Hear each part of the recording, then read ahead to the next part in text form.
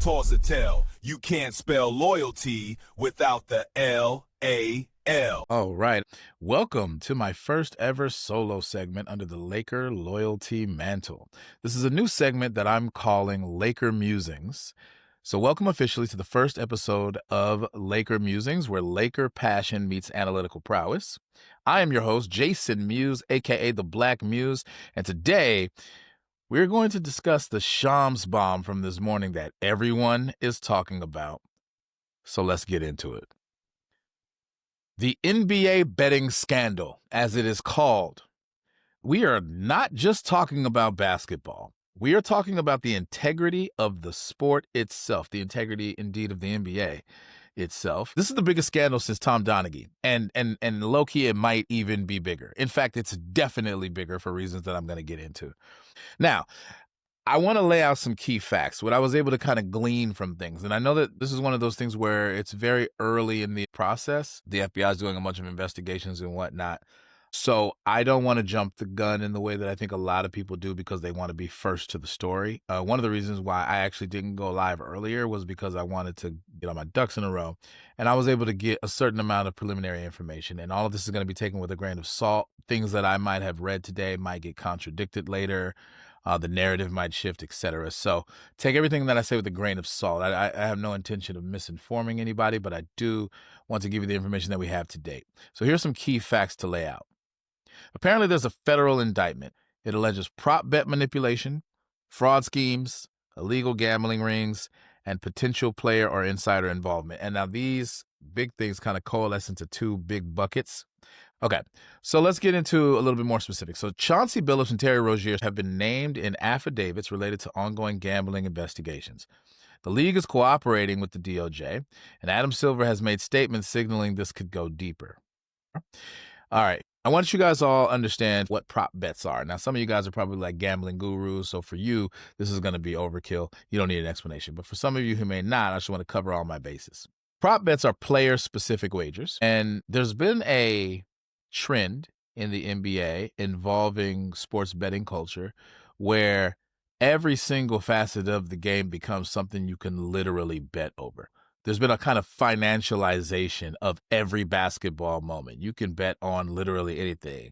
How much you want to bet Steph Curry makes 13 three-pointers in a game versus 6 three-pointers or 7 three-pointers?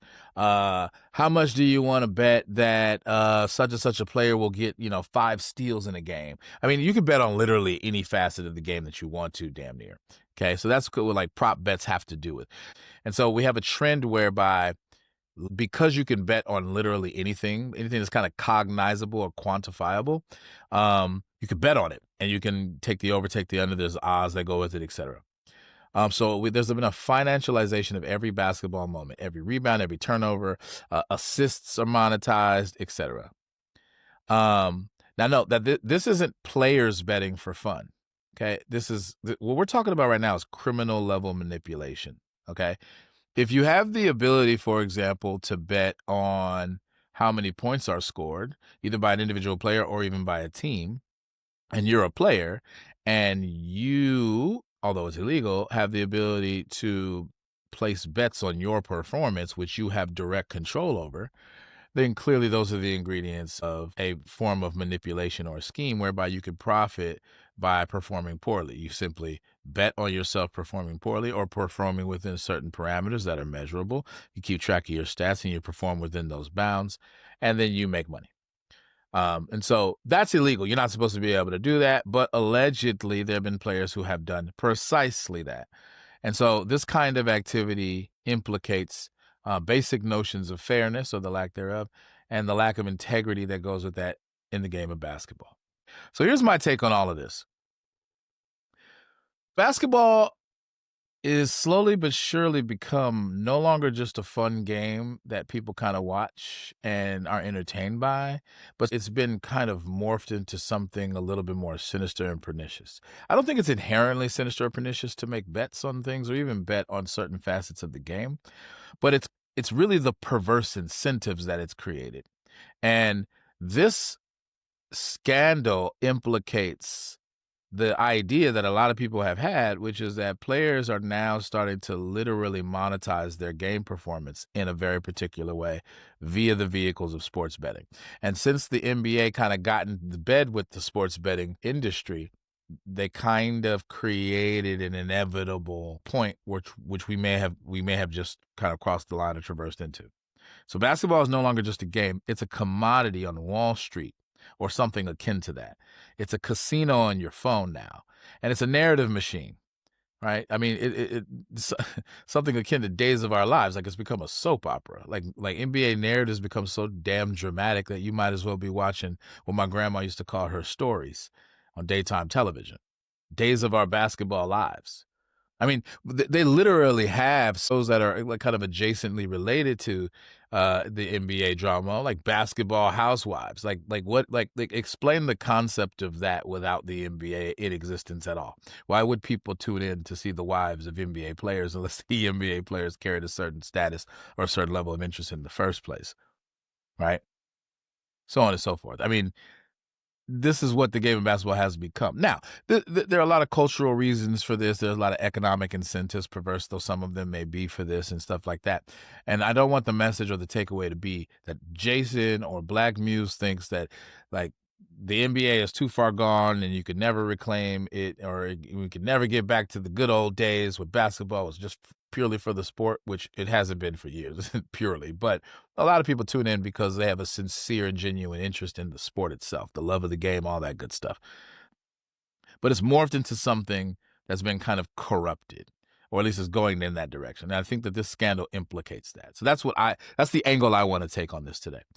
So when you have a narrative machine on ESPN that's like Days of Our Basketball Lives, that combination is volatile, and it creates and reinforces and maximizes perverse incentives that run directly counter for the basic love of the game that most of us diehard fans still have. It undermines the very basis that we have for loving the game when the basic rules of fairness and fair play and integrity are fundamentally undermined. So we are at the edge, it seems, of a new era. And it's an era where the league will either clean house and restore the integrity that seems to have been lost, or they're going to fundamentally just lose trust. And that trust is the thing that maintains the economic demand. So there's an economic implication to this. If enough people do not trust that the NBA is authentic and that the domain of competition that it represents or embodies, if only ostensibly, is actually that, then you're going to lose fans. You're not going to have as many fans in the stands. You're not going to sell as many jerseys. You're not going to sell as many game tickets, etc. So that's what's on the line. Now, are we there yet? No, I think there's a lot of people who still like me, who are still very excited about the season, still want to see people play and compete. And we fundamentally believe that these athletes are actually competing in general, even though one or two of them you can point out apparently as credible allegations of cheating and not competing to the highest level. They're cheating the game. One of the reasons why we Laker fans love Kobe Bryant so much and love his Mamba mentality is Kobe Bryant would never. He wasn't built like that. Kobe would roll over in his grave if he heard that there were players in the league taking prop bets and benefiting. And I mean like whole elaborate schemes. I'm not talking about one or two games here or there and then stop. I mean like, several seasons or several games in many seasons over time. Coaches are implicated. Like, this is wild. So we're going to talk about all of this, and I want to keep that kind of deeper philosophical layer in mind. You're not just going to get surface level basketball analysis with me. We're going to talk about the deeper meaning on this show. So I want to show you right now some clips. First thing I'm going to show you is a clip that kind of gets into the news segment. This is what I woke up to this morning, by the way. So here we go. I'm going to start from the top. We are back on Get Up Live in New York with major breaking news, as we've touched on early this morning, from the NBA involving not one but two arrests of notable people within the NBA. Shams is with us. We've been following your Twitter feed all morning long, Shams, as you've been reporting on it. For those who've not heard anything about this, just tell everyone everything they need to know. What has happened this morning? Greeny, Portland Trailblazers head coach Chauncey Billups and Miami Heat guard Terry Rozier have both been arrested this morning. Billups at around 6 a.m. in Portland, Oregon, and Rozier around 6 a.m., I'm told, in Orlando, where the Heat were playing last night. Rozier's been arrested for his involvement in alleged sports gambling, prop bets, and Billups, ABC News is reporting, is tied to an illegal poker operation tied to the mafia. And so the FBI has been investigating this situation for several months, and in Rozier's case, at least 2 years. And today is making arrests. There is a press conference that is set by the FBI. The Eastern District of New York has been leading this investigation. I'm told FBI Director Kash Patel has also been increasingly involved in recent weeks. He will be leading the press conference today as well. But this is really seismic news in the NBA for a sitting NBA head coach in Chauncey Billups to be arrested, taken into custody for alleged illegal gambling, as well as Terry Rozier for sports betting, allegedly. 2 arrests made this morning. There are expected to be numerous arrests also tied to both of these situations. So the NBA wakes up this morning in the midst of, I suppose you would have to say, a sports league's worst nightmare. Is there any indication that the league had any idea this was coming? Did they know any of this might happen this morning? As of last night, I was told the NBA did not have knowledge of these specific arrests. This has been led by the FBI. The FBI made their arrests early this morning. But the NBA has been investigating Terry Rozier, Malik Beasley. Terry Rozier was cleared by the NBA investigators over the last couple years. That's why he's been playing in games. Malik Beasley, a free agent, has not been cleared by the NBA's investigation. That's been ongoing. As of about 15, 20 minutes ago, I was told Malik Beasley was not taken into custody today as part of these gambling investigations and arrests today. So that is the Shams bomb that rocked the world today. And just as a layperson, just as a sports fan, the way this is hitting me right now, in terms of like the implications of it, is it's kind of like a blow to the gut in terms of the enthusiasm that animates my sports fandom. To hear that not only did the NBA investigate a particular person and then found nothing, just for that person to be implicated in a subsequent investigation by the FBI, where it seems like they have something on him. At least that's what, it's a reasonable thing to perceive. We haven't had that verified yet, so I'm a little bit more careful than most. But it looks bad. It's a bad look. It's not just a bad look for the players, though. It's also a bad look for the NBA. And it's resonating across the sports landscape in general, but particularly the NBA sports landscape. It's kind of sad that something fundamental has been transgressed, and it's deeper than just a few players who did a couple of untoward things. It's not just some rules and regulations that the NBA has. It's not just some federal laws or maybe some state laws. It's something a little bit more meaningful, a little bit more profound, at least in my opinion, and probably the opinions of anybody who share my enthusiasm for NBA basketball.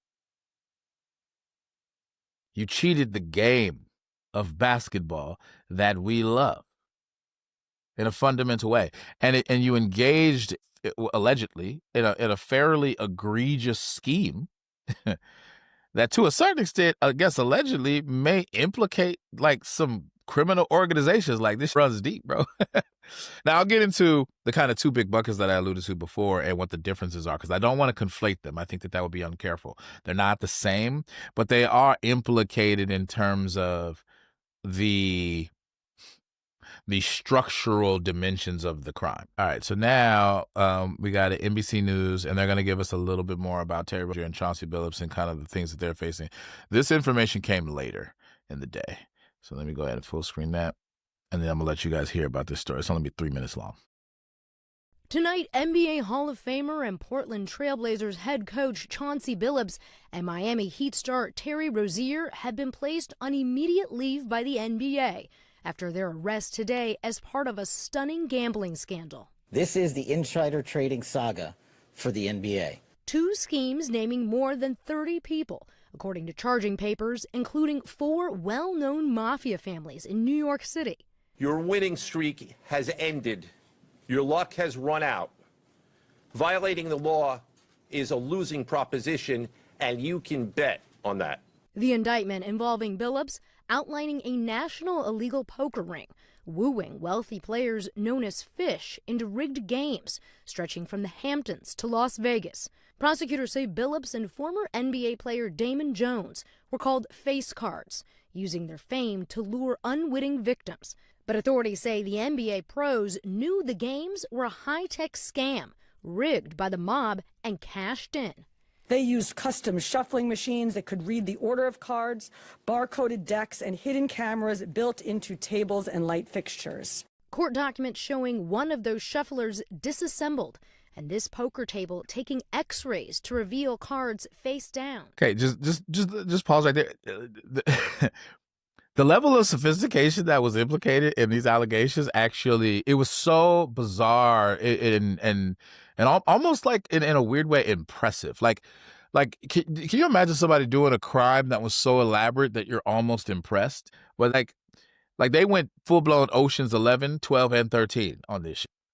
Anyway, that's crazy that they had like X-ray technology where you could see cards that were face down on the table and all this kind of stuff. Like shit goes deep.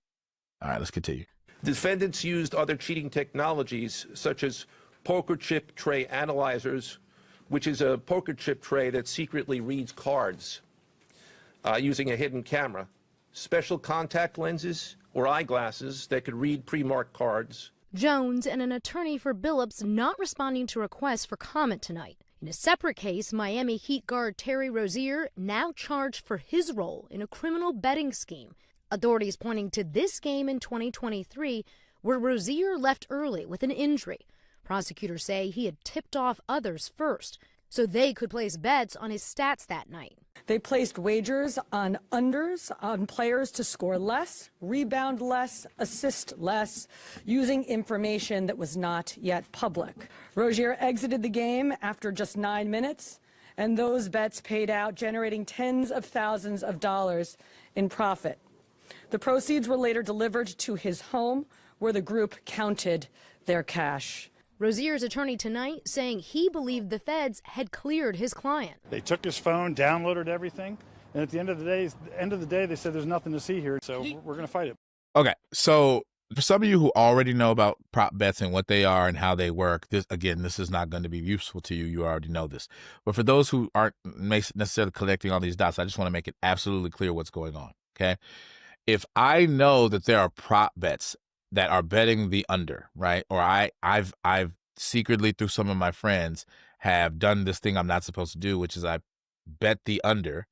Let's say I'm going to have under 10 assists in a game, under a certain amount of points, under a certain amount of rebounds, right? And I'm monitoring my stats. I can guarantee that outcome. Okay. And so what they're alleging is that Terry Rozier in a very specific game did precisely that. He had either he bet on them or he had his friends bet on his behalf or they bet a bunch of prop bets. And then he left the game early and claimed to have an injury in order to guarantee that the thing that they had bet for, the prop bet that they had bet the under over was going to come to pass. He guaranteed the outcome. Okay. Now, quite obviously, that's cheating and literally illegal. You're not supposed to be able to do that. But they believe or allege that they've caught him doing that. Now, I also want to clarify that there's two kind of buckets here. And the first bucket is prop bets and basically rigging your stats to win prop bets. Okay, that's one bucket. That's the latter where they talked about Terry Rozier. Then there's also the one that implicated Chauncey Billups specifically that they mentioned. There were connections to like these elaborate schemes that are tied to crime families and the mafia, where they use all kinds of cheating devices, card counting devices, things like that. And players were in on it. They knew that they were cheating, and so they were like betting in order to make money off of those cheating schemes. or they were enabling other people that they knew to cheat. So you have somebody who's well known, who's famous. They are the face, and that's that concept that they're talking about. And so they lend legitimacy to whatever this cheating scheme is. Okay, another thing is like, it makes it so much worse that the NBA investigated Terry Rozier specifically, and they're like, nope, we didn't find anything. He's cleared to play. And now the FBI believes themselves allegedly to have found some incriminating evidence. Now, it's early in the investigation. The investigation is not over. It's still ongoing. So I'd be remiss not to point this out, that the FBI can come to the conclusion that Terry Rozier is cool. And so that lawyer guy is like, yeah, like they said my client was cool, and now we got to go through all of this stuff. But it is kind of a bad look, though, in terms of like the stuff that they're alleging. So we'll see. And maybe, I don't know, Chauncey Billups and all of them will be cleared. It's just that it doesn't look like that so far. All right. So the scale of money we're talking about also is millions of dollars. We're not just talking about thousands, tens of thousands, or even hundreds of thousands. We're talking about millions of dollars. The next one is we're going to listen to Kash Patel go over some of the details on C-SPAN via Twitter. I'm not the biggest fan of Kash Patel. I think Kash Patel is a bit much sometimes, personally. But let's go ahead and see. I mean, he's the freaking head of the FBI. So whether I like him personally or not is irrelevant. All right, here we go. Let's listen to what Kash Patel has to say. Good morning. Today we are here in New York to announce a historic arrest across a wide-sweeping criminal enterprise that envelops both the NBA and La Casa Nostra. The men and women up here standing with me represent a small portion of the leadership team that brought profound justice in an era that needed it more than any. I'll just highlight some of the details in the case and the FBI work, and then you'll hear from the others. But as you now know, individuals such as Chauncey Billups, Damon Jones, and Terry Rozier were taken into custody today, former, current NBA players and coaches. What you don't know is that this is an illegal gambling operation and sports rigging operation that spanned the course of years. The FBI led a coordinated takedown across 11 states to arrest over 30 individuals today responsible for this case, which is very much ongoing. Not only did we crack into the fraud that these perpetrators committed on the grand stage of the NBA, but we also entered and executed a system of justice against La Casa Nostra to include the Bonanno, Gambino, Genovese, and Lucchese crime families.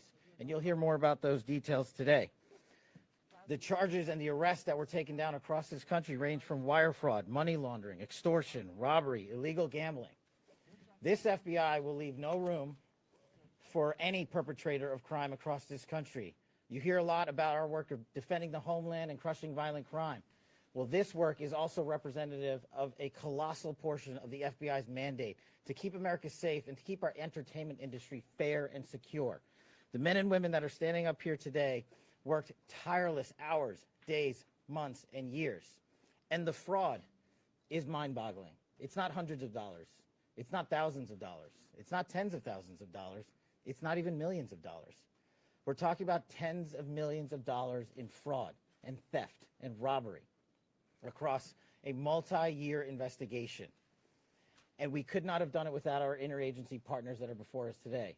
The NYPD, HSI, and teams of law enforcement officials from around the country made this day possible. It takes a team to bring this kind of justice, sweeping justice, into the halls of the United States courtrooms, where our brave United States attorney has led this prosecution. It takes courageous prosecutors to stand before you and say, we will not allow this kind of illicit activity to You're laying it on thick, bro. Not only at the national sporting level, but also where it hides in La Casa Nostra. And when these two collided together, they perpetrated a fraud that is historic in terms of not just money, but the scheme and the deceit that they utilize to steal and swindle people from money, to include crypto fraud. This is an operation that showcases to you that under President Trump's administration, there is no room for any type of criminal behavior, be it on the world's largest stage. I'm sorry. Or in the back rooms of tiny parlors. And I'm not gonna go off the rails, but I do think it's weird for Kash Patel to be like, this FBI is gonna like get the crime. But it's like, bro, like, I don't know, man. You got like a whole ass pump and dump scheme that the president is implicated in, and you won't even investigate it. Like, yeah, like, shut up with all that, bro. Like, just stay focused on the shit you're talking about. You don't have to make it seem like you're the greatest, most justice-oriented FBI in American history. Like, stop, bro. Like, knock it off. But yeah, this dude is posturing in a way that's annoying to me. For being plugged. We are proud to stand here today with the men and women of the FBI and this legal team. And to the United States Attorney, I just want to thank you personally for taking the time to display the work that the media is about to hear about today in detail. As I said, it does take courageous prosecutors, but it takes a courageous United States Attorney to bring this case, because we are going to take heat for it.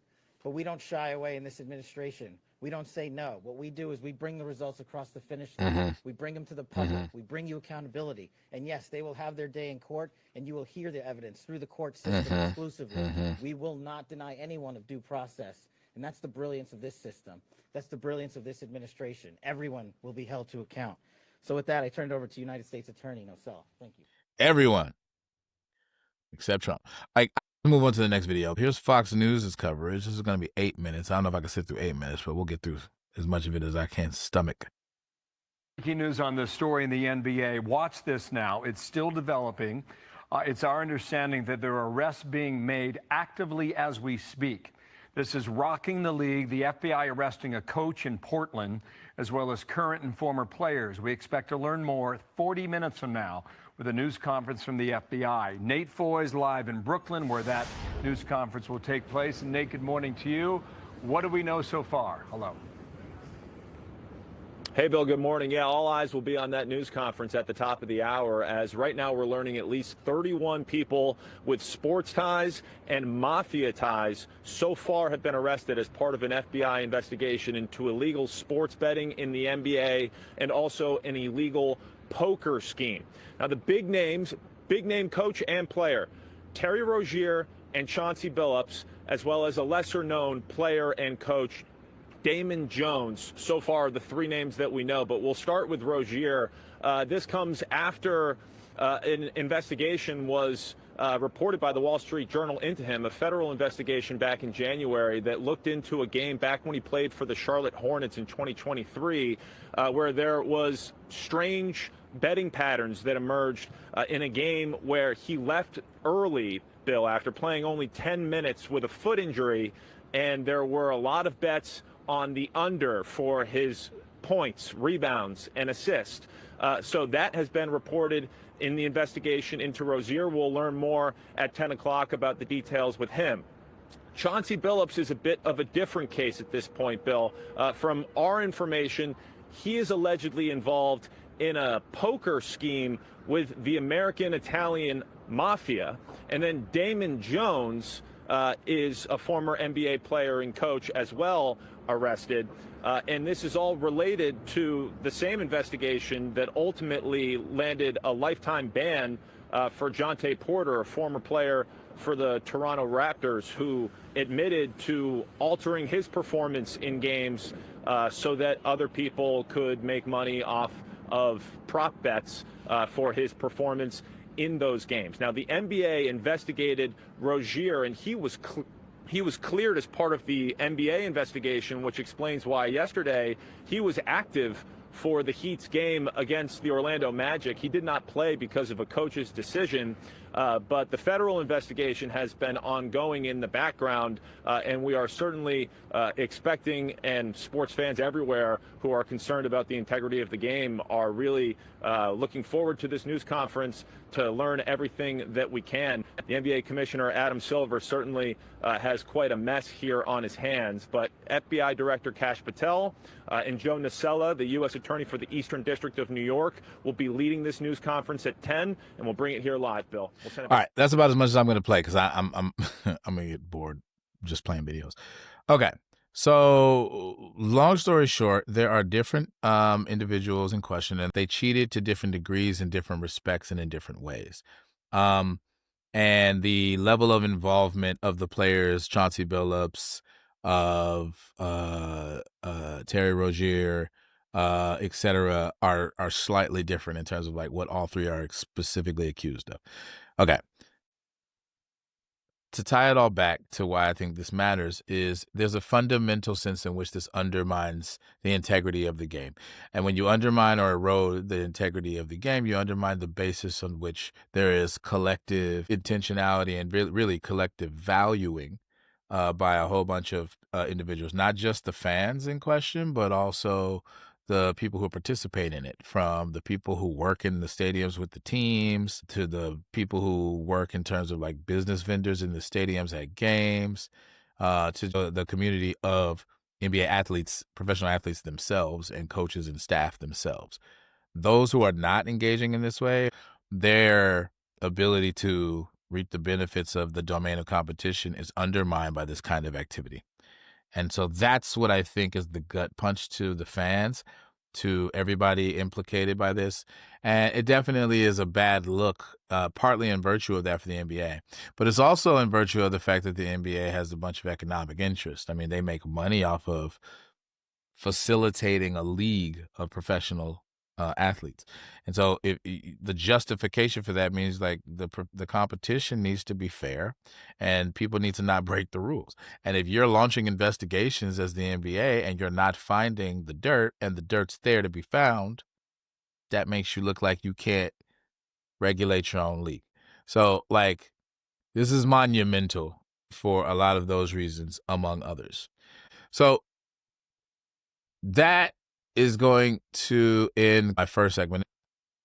All right, the second topic, which is going to be a lot shorter, is I've heard the rumors circulating online that the reason all of this came out is because Gilbert Arenas, who was actually arrested back in the summer and then was mysteriously, according to this view, let out just like a day or two later, might have snitched. And I thought that was like an entertaining take. It's very uncareful, but it is entertaining nonetheless. Like Gilbert Arenas pulled a Tekashi 6ix9ine, and that's one of the reasons why he got out. So the internet is ablaze tonight with accusations that Gilbert Arenas is basically a snitch. So let's separate what's known from what's plausible and what's reckless speculation. So here's a timeline and here's some facts. Gilbert Arenas was arrested over the summer in connection to an illegal gambling ring. He was released mysteriously quickly, and weeks later, this major scandal explodes. So that's kind of like the general timeline. I believe he was arrested back in June or July, and it is now October, right? So let's call it July. You have August, September, October. So just under 3 months is kind of the timeline. Okay, so we have a timeline, and so that leads people to believe like, hey, wait a minute. Gilbert Arenas did get out kind of quick. You know what that means. And that, oh God, I can't with the sloppy reasoning of that. Okay, so let's delineate some things, okay? He was released quickly, and this is mysterious or perceived as mysterious. And so this is the major scandal that people have. Now, I think some people are kind of just trolling in the usual internet way. I don't think that they necessarily are making this accusation in a serious way. They're just kind of making a joke. And that's one of the reasons why I was entertained by it, because I actually took a lot of these accusations not seriously, but they were just funny. But I actually encountered some people who actually genuinely do believe this, to my dismay. I was like, wow, like you might have been taken in by a joke. So let's separate rumor versus reason. It's very human to feel that you should connect dots, even when they ought not be connected, even when there is no real connection undergirding them. And one of the reasons why we do this is because we're really disposed to patterns. And sometimes we see patterns where there aren't any, really. We perceive them falsely. And so a lot of people might take the fact that a timeline happened in a certain order, and then they'll mistake that as, well, they must be causally related in some way, even though they're not. A lot of people make this, I think, bad judgment. This is sloppy reasoning. And more specifically, this is a particular kind of fallacy. It's called the fallacy of causation from correlation. So I would be remiss not to also acknowledge that, quote, federal investigations often do involve cooperators, and that's a real mechanism. It is a thing that people snitch, obviously, and especially when the feds are involved. They have a lot of sophisticated norms around getting people to testify to incriminate like bigger fish. And so when you have a scheme like this that implicates mob bosses, then that is the kind of situation in which it would make sense given the norms of how the feds operate broadly and the FBI in particular. Yeah. So like it's plausible, right? But just because it's plausible doesn't make it true though. So I wanted to acknowledge at least the plausibility. Like it does make a certain kind of sense. There's an internal logic there that I want to give credit to, but it doesn't overturn the fallacy though. So I want to be very clear about that. Okay. So this is where conspiracy theories flourish, right? And we have a lot of, I guess, cultural norms that amount to conspiratorial thinking, people connecting dots that ought not be connected. And part of that, the psychology of that is like people really want answers to things, even when they can't get them. And so they'll fudge it. And this happens right, left, center, anything in between. Conspiracy theories flourish where transparency is lacking. And so when there's just not enough evidence, people just kind of make that leap and connect that dot anyway.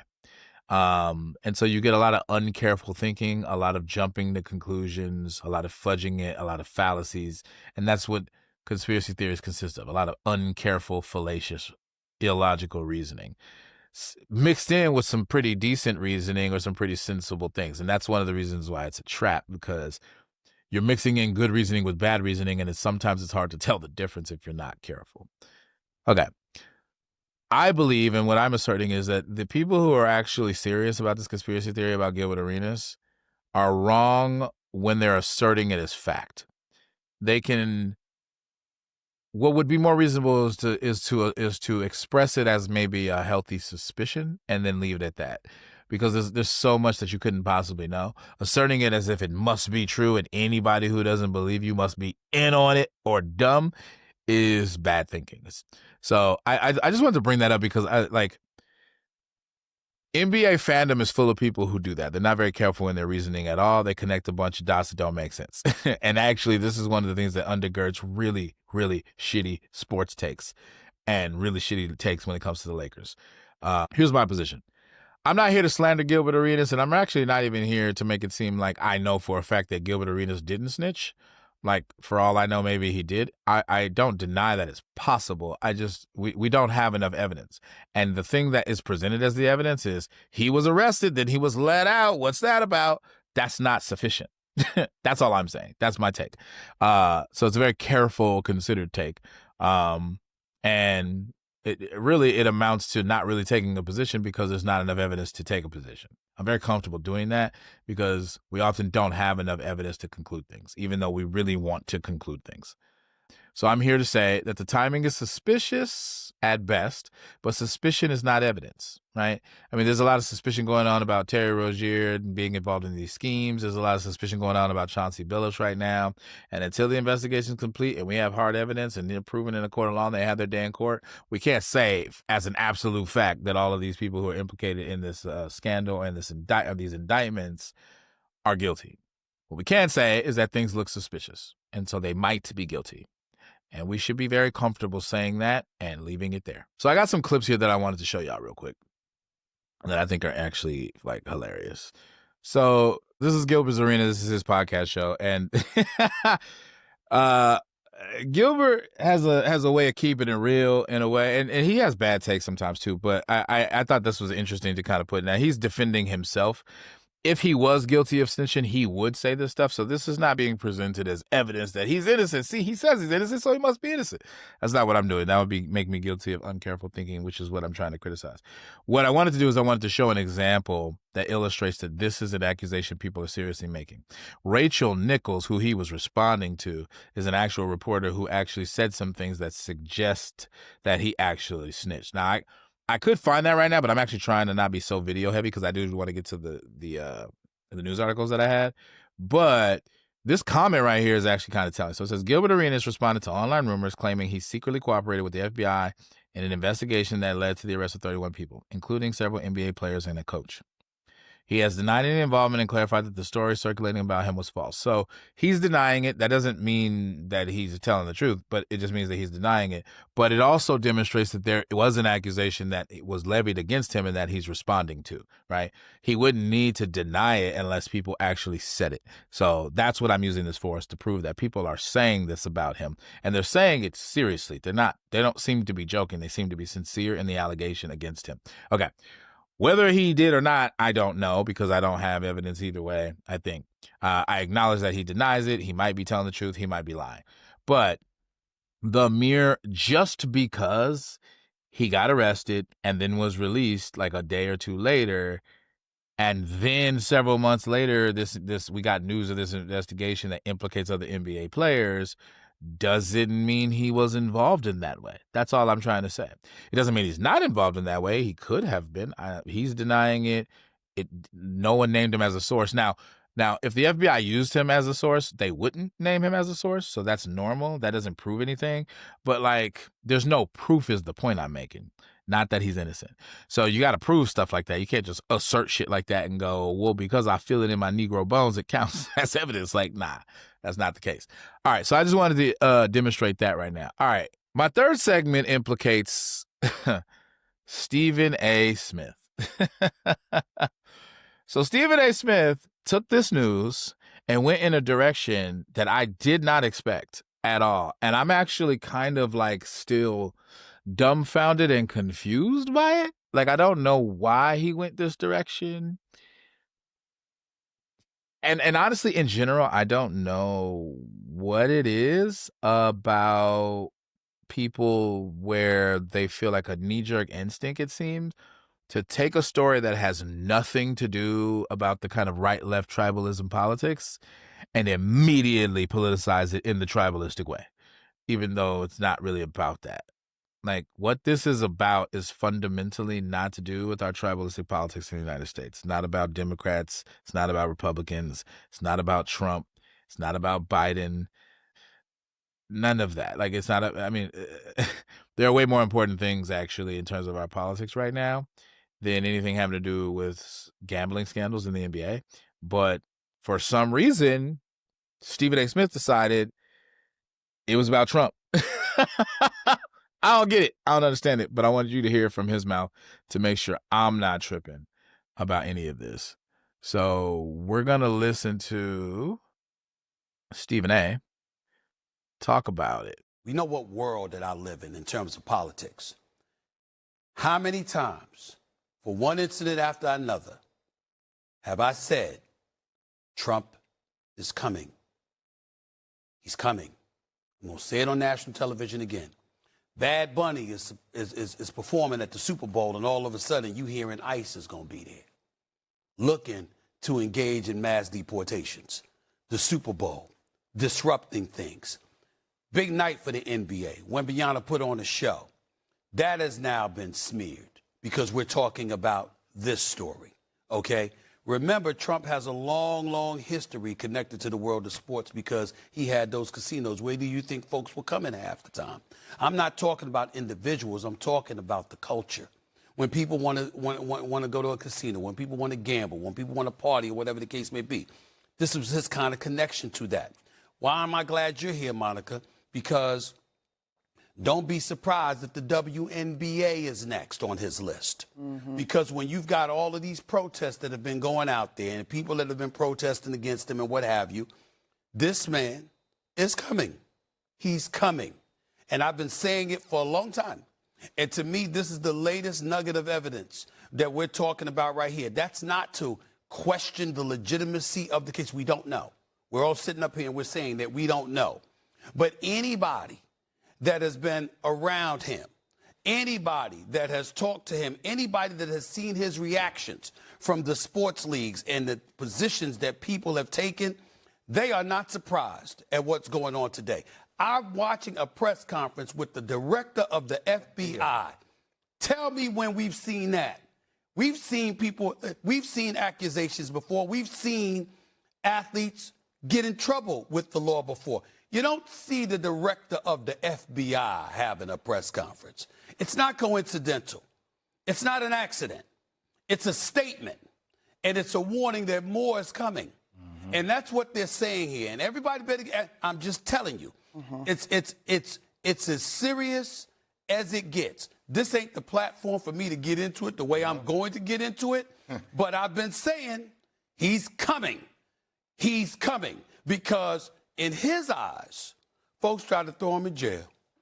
In his eyes, he's innocent. They try to put me behind bars. I'm getting everybody. He's not playing.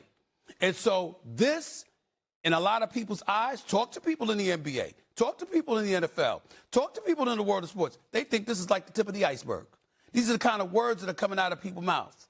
It's not a surprise. It's very disheartening. It's very concerning. We don't know where this is going to go. But this is just the tip of the iceberg.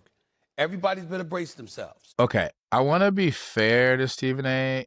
I really, really do. But, like, I genuinely don't understand so much about what he's trying to say. Clearly, there's a pervasive narrative out there that Trump is on a revenge campaign because all these people tried to throw him in jail and all this kind of stuff. And he's a tyrant and he thinks he's a king and he thinks the law doesn't apply to him. And so every time people who were, implicated in trying to go after him, from Letitia James to freaking Comey to whoever, get indicted or by a grand jury or whatever, that narrative keeps resurfacing. And so it's something that I hear a lot. I'm not sure how true it is. There's some truth to it that I think is obvious. I do think that Trump is resentful of a lot of people who went after him. And I do think that it's very plausible that he has a motive to get revenge and get that clap back. And I wouldn't put it past Trump because Trump is a gigantic man baby. So again, this is plausible stuff. And the DOJ is going after a lot of these people. And I don't think that that's a coincidence. I do think that there is some kind of coordinated targeting there. I think people are weirdly putting that at Trump's feet because he's the figurehead of the DOJ, insofar as it's under his administration and he's the one that put a lot of these people like Kash Patel and Pam Bondi in these positions. So cool. But, like, here's a couple of things that's odd about what I think Stephen A. just did, is that this doesn't really seem to have much to do with Trump. Like, it's just a weird stretch. Like, I get that it fits into the narrative. It's just an awkward way to reach for that narrative. Because as Shams pointed out, and several people have pointed this out, and it seems like it's an undeniable fact, the investigations in question started 2 years ago, and Trump wasn't even president 2 years ago. Joe Biden was president 2 years ago. So I don't, like, you can ignore that as an inconvenient fact for the narrative you want to pursue, but, like, a sensible person wouldn't ignore that. Like, that matters, doesn't it? Like, this is the culmination of investigations that started back in 2023. Actions from 2023 are implicated in the allegations and the charges. So I don't know what to do with that. Like, that's just kind of a monkey wrench in this weird theory that he's promulgating. But I mean, yeah, this pervasive narrative that Trump is coming for everybody and Trump's trying to ruin everything. Like, I mean, maybe I don't know why Trump would set his sights on the NBA. It makes sense to me to accuse him of wanting to go out getting revenge on Letitia James. That makes sense. And Comey and Hillary Clinton, those make more sense to me. But that randomly Trump's like, you know what? And go get those bastards in the NBA. Like what?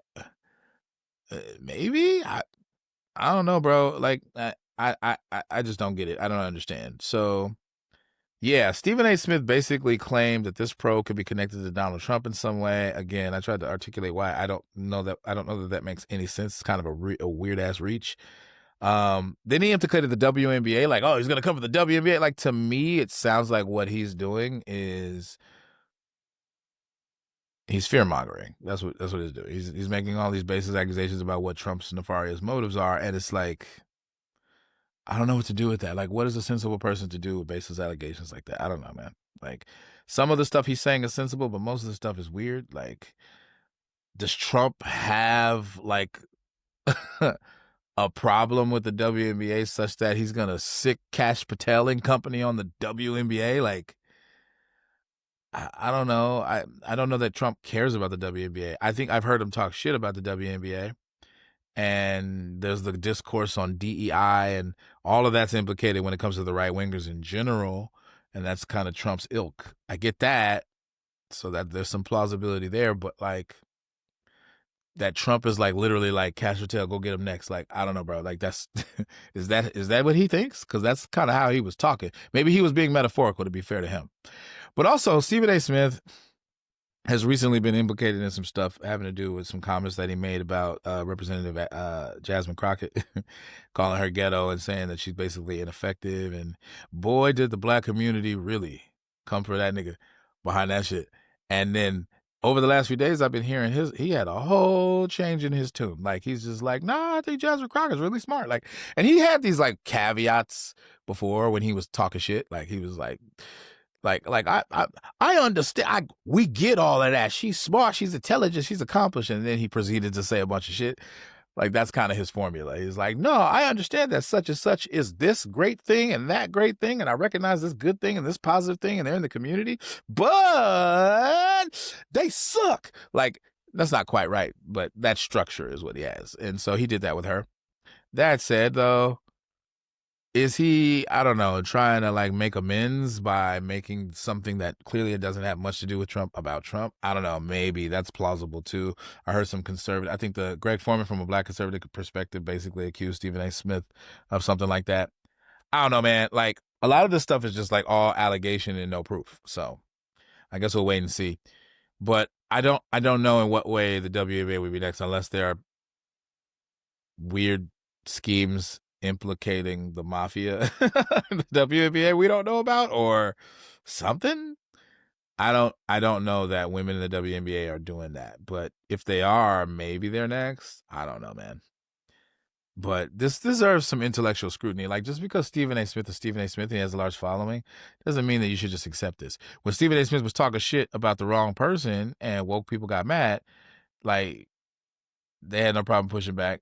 But because he's saying stuff that they agree with, now it's like, good job, Stephen A. Smith. Like, I don't know, bro. That's like a weird 180, but yeah, I don't know what to do with any of these weird allegations. And everybody was just smiling at, like, just kind of nodding, like he was saying something profound. Like, like, and I get it. Part of it was because he was talking, but like, bruh, I don't know. So my take on all this is Stephen A's reaching. He's making a bunch of weird baseless allegations, and he's trying to implicate Trump in something that doesn't seem to have much to do with Trump. That's unreasonable, and that's sloppy reasoning. Like, stop it. Like, you can maybe suspect Trump. Okay. I wouldn't put it past Trump to be really, really gung-ho about trying to get even with people and clap back on people. Like, that's something I think is actually true. But in this particular instance, is that why the FBI cracked down on Chauncey Billups and Terry Rozier? Like, probably not. I don't know. Do with that what you will. Let me close this segment by saying this. When it comes to like media incentives and incentive structures and kind of our media landscape, outrage gets clicks and likes and subs.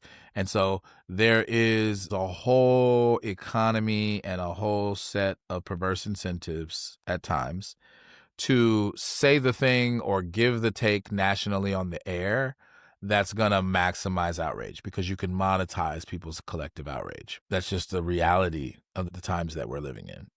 So outrage gets clicks, fear gets engagement, and so fear-mongering has a certain kind of economic incentive structure. Telling people 24/7 on the airwaves that Trump is coming to get you in your sleep, and the Gestapo that he's going to send after you are going to kidnap your abuelitas, and they're going to, I don't know, murder black people in the streets or something. I don't know, bro. Like all of that shit, like, that's the kind of shit that a lot of people believe anyway. And so they're going to want to hear it, or they vehemently are opposed to it because Trump is like a saint to them and he could do no wrong. And so they're mad that you would even suggest that Trump would ever do anything untoward. And so that's going to maximize engagement. Either way, no matter what side of the fence you're on, it's going to maximize engagement. And so I don't know. And I think Stephen A. Smith is aware of this stuff. And I think to a certain extent, Stephen A. might believe some of this stuff about Trump. But his take seemed more performative to me. But I don't know. I mean, maybe he genuinely believes it. regardless, if he genuinely believes it's just sloppy reasoning, if he's doing it because he knows it gets subs and likes and he's gonna go viral and that helps him monetarily in some way, I think it's more sinister actually, because now he's being deceptive. Like, he's not even saying what he actually thinks. It's one thing to be wrong in your take and have bad takes because you don't know any better. It's quite another thing to deliberately say things that are false because it will help you monetarily. So I think that's worse.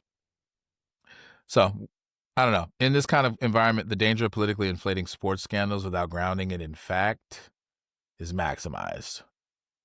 So I really hope that we can come back from the precipice of like just doing that ad nauseum all the time, 24/7. Just, everything's bad. The world is going to end. Gestapo's coming for your grandma. You're going to get deported in your sleep. Like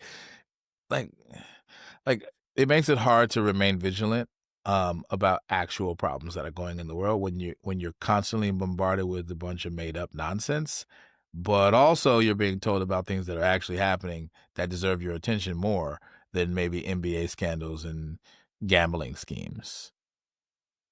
Just saying. I respect Stephen A's influence.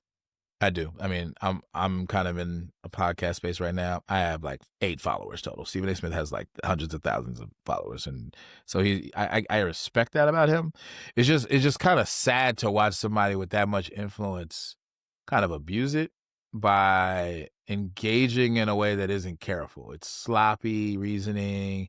It's hot takes for the sake of hot takes, and then it's like doubling down on the hot takes. But then sometimes when there's too much heat politically, then there's like a like a 180 on the hot take. Like, I don't know, man. Like, at least have the balls to stand for your hot takes. If they're what you really believe, like, stand for them, bro. Like, and you can change your mind. That's fine. And maybe he has changed his mind recently. I don't know. I don't know to what extent Stephen A. is grifting or not. I can't tell. So I respect his influence, but influence without analytical rigor is dangerous. And I'm not expecting anybody, including myself, to be infallible just because we're analytical. Like, even the most analytical of the analytical can be wrong. We're all fallible. And even though I take great care to be careful in my reasoning, I get it wrong sometimes, and that's fine. I can admit that. But like, it's hard to tell if people like Stephen A. Smith, who have a huge sphere of influence, are careful in this way. I know for a fact Trump is not careful in this way. Trump just be saying shit. He be posting stuff on his weird ass social media, and I have the same criticism about Trump as I do about Stephen A. Smith. Like, I don't like people who are uncareful in their analysis, or they just assert dumb shit that's like demonstrably false. Like, Trump does that all the time. I don't like when Republicans do it. I don't like when Democrats do it. It just annoys me. So this isn't really a political persecution for me. And just, full transparency, I'm not really gung-ho about MAGA, and I'm not really gung-ho about the Democrats. I think that both the right and the left are full of shit most of the time. I'm somewhere in the middle politically, so I'm a moderate of sorts. Stephen A. Smith is kind of a moderate too. At least he bills himself as a moderate. But I don't know, the way his moderateness manifests is like, it seems, and maybe I'm wrong, I'm trying to be fair to the dude, but it just seems like his opinion is for sale. Like, he's with the wind with the shit. Like, it doesn't seem like he just sits and critically thinks about things. It seems like he just devises a bunch of takes that can maximize clicks and likes. That's what it seems like. I could be wrong, but that's what it seems like. So federal prosecution of criminal actions is what we're talking about. I don't know why Trump got implicated in that, especially when everything happened. Like, the investigation happened 2 years ago and Trump wasn't even president. So I don't know, man. All right, let's get into the next segment.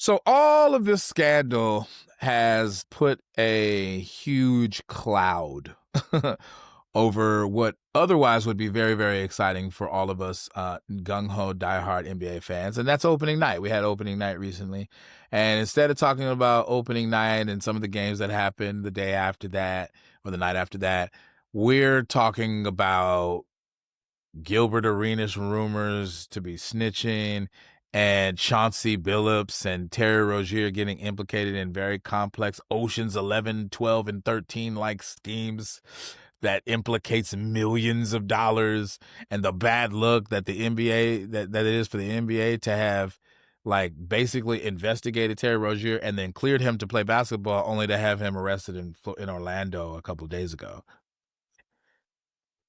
All right. Like, I actually wanted to talk about opening night. I wanted to talk about how awesome Luka did, even though the rest of the Lakers didn't really bring their A game. I wanted to talk about how awesome of a game it was to see the Rockets and the Oklahoma City Thunder go into double overtime in the season opener. Now that's basketball. That's what I come to see as a basketball fan. Titans, athletes in their prime or close to it, competing at the highest level to see who's going to be the best. I love that shit. I eat that shit up for breakfast, lunch, and dinner, right?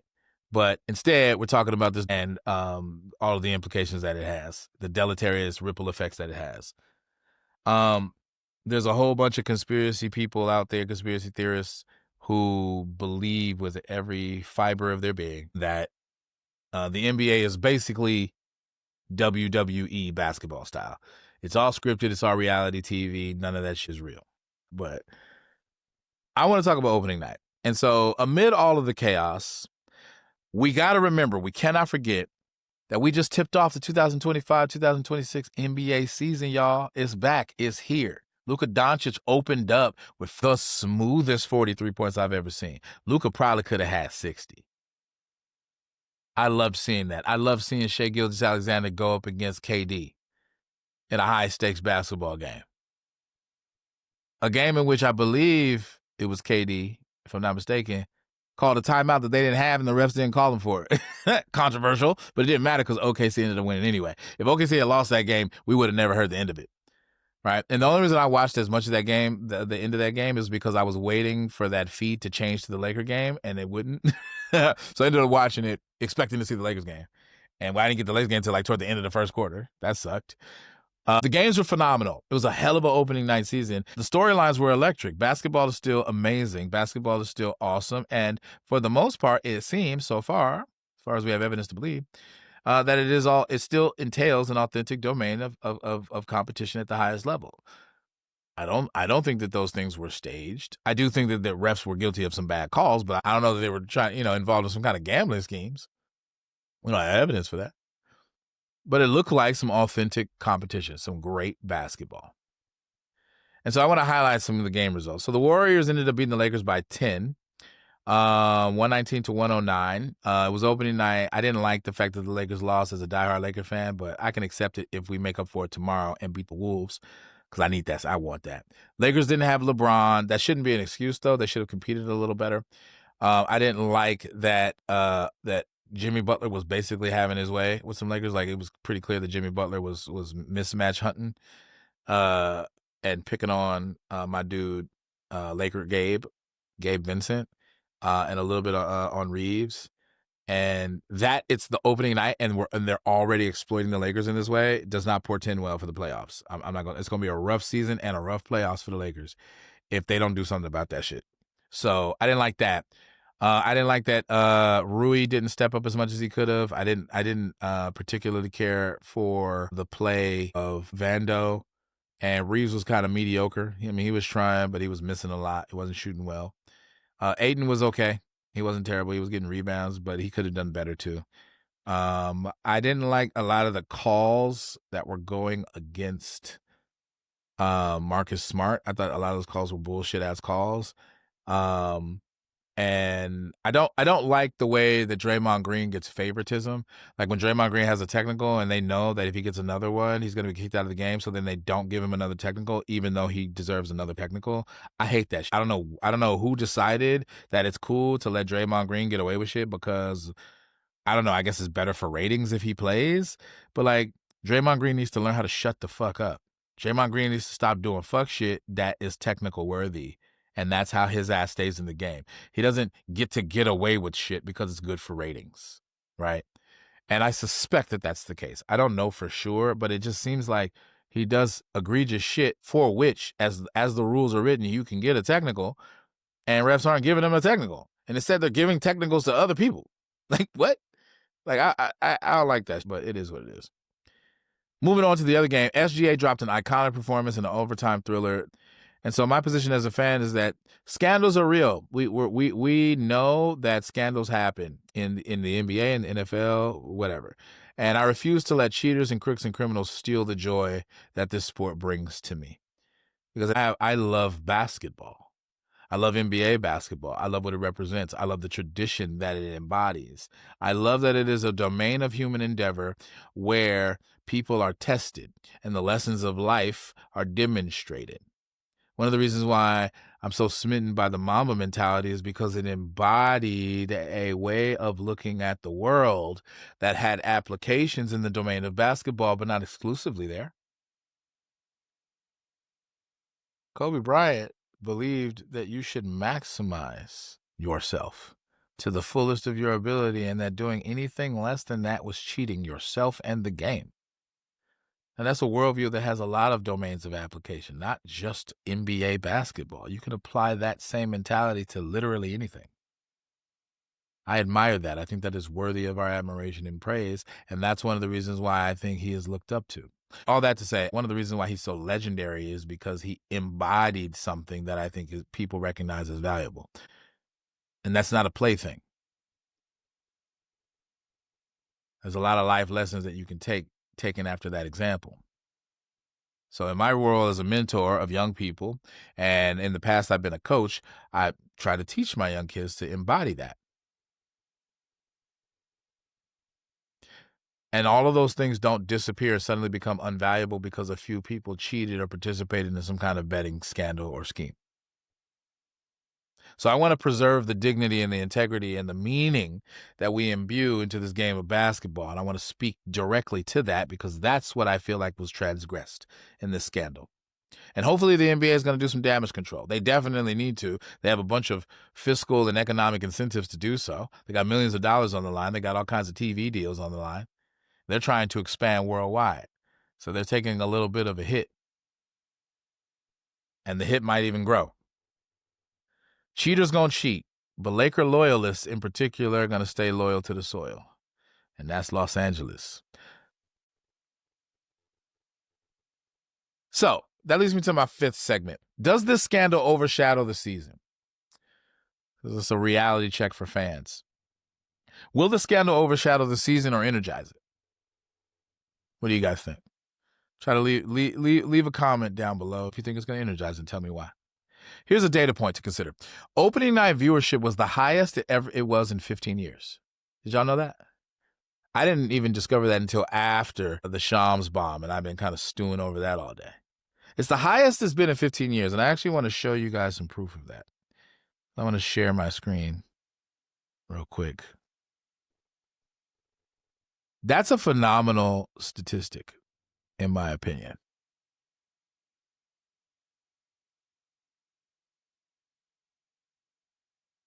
Okay. So this is from Ground News. I'm going to show you, okay? So this is Ground News. And it says, the NBA tip-off hits 5.6 million viewers on NBC. Biggest audience in more than 10 years and up 87% from last year. That's phenomenal. That's incredible. And there's been a lot of slander on the NBA that the NBA is losing viewers and they're on a decline and they suck and all this kind of naysaying stuff. But the NBA is popping again. I mean, if you're pulling in numbers that are a 15-year high, you can't go with the narrative that the NBA sucks. It doesn't make sense. People are tuning in. People are watching for whatever reason. And I think part of the reason is that the players are balling. They're competing their ass off. That's what we want to see. We want to see games like what we saw between the Rockets and the OKC Thunder. Not so much between the Lakers and the Warriors, in that the Lakers, I don't think, played as well as they could have. But I mean, it wasn't like they got blown out. but it wasn't good, if I'm being honest. All right. So it says, so let me read the bullet points here. By the way, I love ground news because what it does is it aggregates news sources and then it like lets you know kind of the bias of them. Right now it has 6 left-leaning sources over here out of these 11 articles, AP and all that kind of stuff. But it basically aggregates them by left, right, and center. So I love ground news for that. Highly recommend it. Shameless plug. All right. So on Tuesday night, a couple nights ago, NBC and Peacock averaged 5.6 million viewers for a doubleheader, delivering the biggest NBA season tip-off audience in 15 years. Kevin Durant's debut on the Houston Rockets helped the Thunder Rocket opener average 5.9 million viewers on Tuesday. The Thunder Rockets game peaked at 7.1 million viewers between 10:45 and 11 p.m. Eastern Time during the 125-124 double overtime, becoming the 6th tip-off game to reach double overtime in NBA history. Oh, I didn't know that. NBC Sports, and by the way, NBC Sports just returned, right? And I think that's phenomenal. NBC Sports recorded an average minute audience of 1 million across Peacock and NBC Sports Digital, while NBC won prime time among adults 18 through 49 on Tuesday. Peacock will kick off NBA Mondays beginning on Monday, October 27th, as part of an 11-year, $76 billion rights package spread across networks. Okay, so there's been a bunch of TV deals that they've done, and that includes Peacock and NBC, which came back because they got discontinued or whatever. The NBA is doing big things, and they're pulling in a lot of money. And I would love to see some data on the ticket sales. Actually, I think that's going to be interesting this year. But one of the things that can linger and hover over their ratings and their numbers, which is the metrics that they use to determine their economic success or lack thereof, is the idea that there's a bunch of cheating going on and the NBA ain't doing shit about it.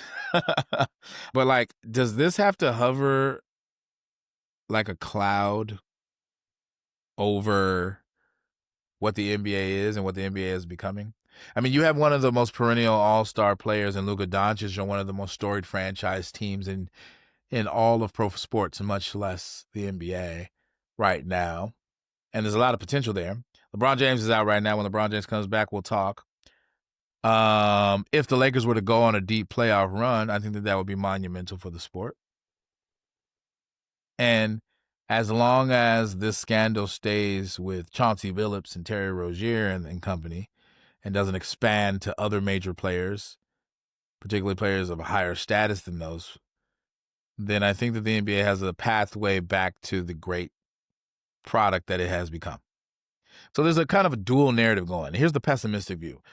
Trust is breaking. Game outcomes might be tainted. It's all fake. It's all rigged. It doesn't matter. And I'm not going to watch it ever again. That's one take. And then you have the more optimistic view, which is crisis drives engagement. And this could force integrity reforms, particularly because there's a strong economic incentive to do so. So here's my meaningful take. This moment doesn't have to destroy the NBA. It actually could be a catalyst for refining it and making it even better. The pressure that we feel is not the death of the league. It's the cry for accountability. And when the NBA investigates somebody who may be implicated in that, we want them to find out that they did it and hold them accountable. Looking at you, Kawhi Leonard. The NBA cleared Kawhi Leonard and Steve Ballmer, but like now I'm doing a double take. Like maybe Kash Patel needs to look into Kawhi Leonard's ass. Or that's just the Laker in me talking. Okay, so that leads me to my last segment, and that's this. What does this mean for the future of the NBA? To me, this whole story is bigger than gambling. This is about trust, and a very particular application of trust. It's the collective trust that we as lovers of the game have in the league and all who participate in it for producing a product that embodies everything we love about the game. We love the competition. We love the best of the best going mano a mano until one emerges victorious. We love the gladiatorness of it. Yes, we eat up the narratives. We like those too, to the extent that they're not overly fucking dramatic or false. That's a part of it. The storylines are part of it. And yes, we like to bet on the games. We like to test to see if we can predict outcomes better than other people. It's actually just another domain of competition, really. And it's a way that we get to kind of vicariously participate. We love the fantasy leagues and things like that, which is also a whole nother sphere of betting that I didn't even get into. So we love all that. There's a whole culture of sports that fuels the economy of sports. We have the fragile currency of sports, which is trust. That's what I've been presenting and submitting here. The NBA is not just entertainment. It's a belief system. It embodies a set of beliefs about what it means to be the best, about the value of competition, about the value of maximizing your skills in a certain domain, about competing on a fair basis, mind you, but competing, about what it means to be a champion, about the grind and the importance of it, about being a role model, about teamwork and camaraderie and going to war with your brothers in arms. That all of that is simulated in these domains of competition. And those have meaning that go beyond this particular domain to which they're applied. And fans invest emotionally and financially and culturally because of those things, because this is a domain of meaning making. This means something to us. It is a domain where we can live out the things that are important and we can embody the things that we value. And I mean like in a moral sense of value. But all of that is predicated on legitimacy. Things actually being as fair as they're supposed to be by the book and by the rules. If fans start to suspect that outcomes are influenced, even slightly, then that belief system erodes and eventually collapses. So we have institutionalized a certain kind of entertainment, sports, competitive sports. And institutions like that survive on what's called collective intentionality, right? This element of us collectively agreeing that this is a domain of value. And the fact that people are making millions of dollars doing it is a testament to how much we value it. The fact that so many people all over the nation are attending games and buying jerseys and betting on this or that player to have this or that many assists or points. The fact that players are celebrated in the Hall of Fame, and it is one of the most momentous occasions. The fact that people win ridiculously expensive pieces of jewelry if they win a whole championship is a testament to how much value we put on it as a society and as a culture. We believe in these players because they embody and are exemplars for greatness in many ways. They are avatars or archetypes for greatness. That's why the GOAT discussion is so monumental. It's not as frivolous as it seems at first. It is a debate about what the criteria for greatness even is and who best embodies it out of every single person who has ever played the game of basketball. And the correct answer to that question is Michael Jordan. And the second best would be Kobe Bryant. Hot take, very unpopular, but it is what it is. Take that to the bank and cash it.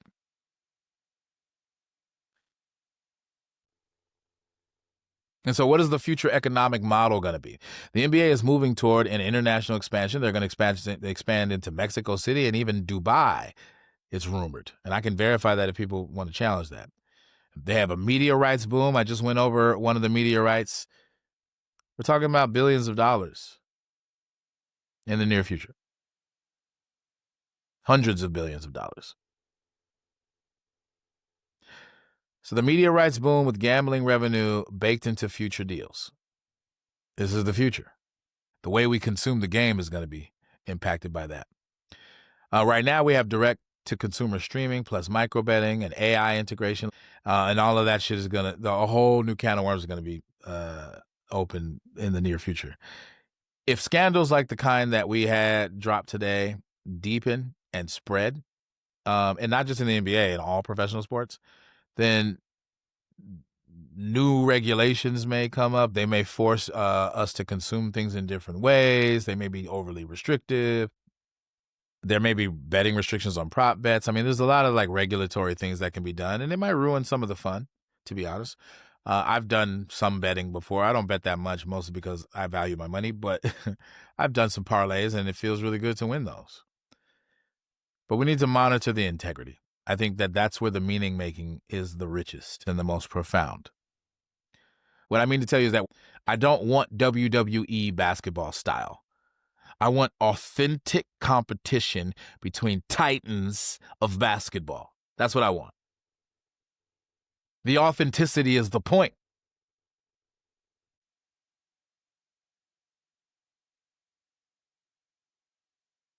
So we have a kind of a moral question. Can integrity survive capitalization, the capitalism factor? And I think it can. I think that you can have meaning and capitalism. And I think to a certain extent, we still have that with the NBA. You can make more money, but you can also have more integrity. Those things are not mutually exclusive. They're at odds with each other sometimes. It's hard to maintain your integrity when somebody wants to pay you millions of dollars to not have any. It's really difficult to say no to millions of dollars to be bad and not have integrity and to cheat. The economic incentives can be powerful. So I want to end with this. We got two possible futures here. Future one, golden era. NBA acts decisively, cleans house. Nothing to see here. We fixed it. We addressed it. And now we have the integrity of the game restored. And the thing that people like you, Black Muze, love, you can have it. Consistent with us making money. That's the golden era. That's future number one. It's a very bright future. It becomes the most integrity-driven league in the world, potentially, or at least better than it has been in the recent past. And this scandal becomes a catalyst for reform, a turning point in history. Or you have future number two. It's a lot more bleak and a lot more dark. Narrative collapse, shallow statements, token suspension, scandal fatigue, betting controversies compound and get stacked on each other. Fans disengage, believing outcomes are influenced, rigged even. The NBA becomes a WWE basketball, still popular but not real. So those are two possible futures, and that leads me to my close. As a fan and as an analytical fan, as a deep thinker, I was a philosophy major in college, and as someone who loves the Lakers with a passion and loves basketball, I'm saying the future of the NBA hangs on whether this moment becomes our reckoning or our downfall. Cheating isn't new. Scandal isn't novel. But in the age of legalized gambling and global media and even warfare and polarized politics and AI-driven engagement and algorithmic social media engagement, the stakes have never been higher. But this isn't about who wins the next championship, although we do care about that too. It's about whether basketball itself remains something pure enough to even be worthy of our attention. It is my sincere belief that what's going to happen is that this is going to be a catalyst for some positive change, and that we're going to restore integrity to NBA basketball to whatever extent it's been diminished. That's my take. Hopefully that was something that y'all could appreciate. This has been my first ever solo segment under the Laker Loyalty Podcast, and I can't wait to hear from y'all. Like, subscribe, leave your comments down below. I want to hear what you guys think about anything that I said. This has been Laker Musings, where Laker passion meets analytical prowess. If you're tired of lazy narratives, if you're thirsty for clarity, you're in the right place. I want you to clip this. I want you to share this. I want you to debate this. And most importantly, I want you, for all of my Laker fans out there, fellow Laker fans, I want you to stay loyal to the soil. LA till I die. Until next time, peace.